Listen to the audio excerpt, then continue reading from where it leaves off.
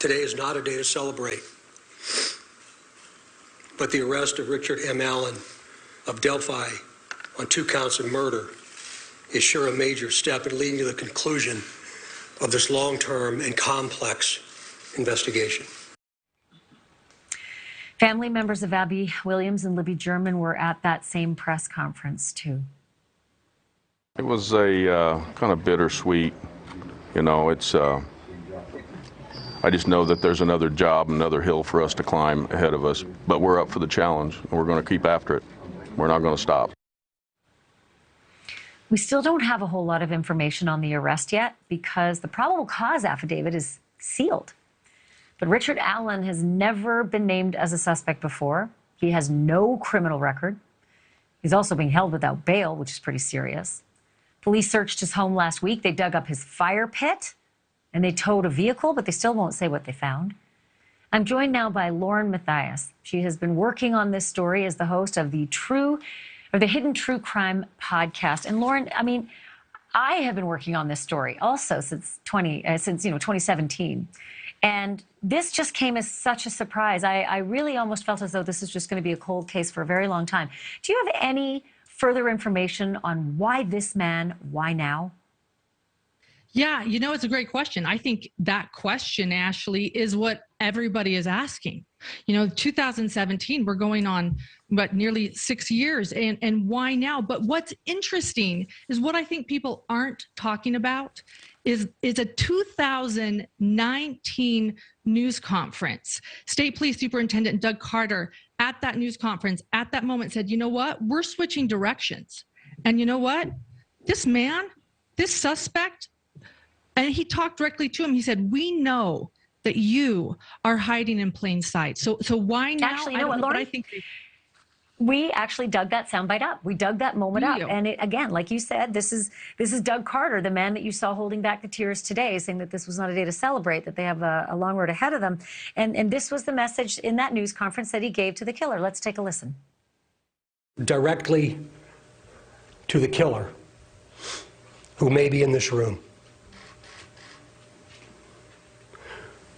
We believe you are hiding in plain sight. For more than 2 years, you never thought we would shift gears to a different investigative strategy, but we have. Okay, so that, now looking back, I really wonder what the different investigative strategy was. Did they ever let on? Do we know what they did differently? Yeah, you know, it's a good question. He did say in that press conference, and I love that you had that soundbite because, like I said, no one's talking about this. He did say we're switching directions at that moment. And he said, this person, he talked directly to the killer. He said, we believe that you're in Delphi or that you work in Delphi. We believe that you're watching, that you're nervous, that we switched directions.